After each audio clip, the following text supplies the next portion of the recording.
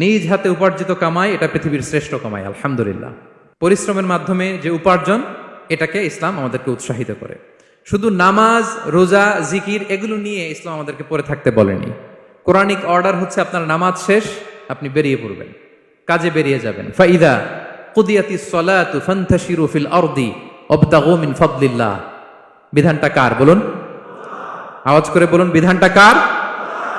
এটা Quranic verdict, কোরআনের বিধান। নামাজ শেষ, গোল হয়ে বসে জিকির করতে বলা নাই আল্লাহ।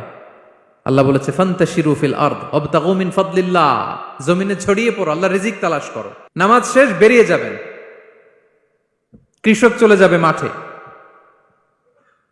শ্রমজীবী চলে যাবে ফ্যাক্টরিতে, শিক্ষকরা চলে যাবে তাদের শিক্ষা প্রতিষ্ঠানে, কর্পোরেট ওয়ার্ল্ডের লোকেরা চলে যাবে তাদের প্রতিষ্ঠানে।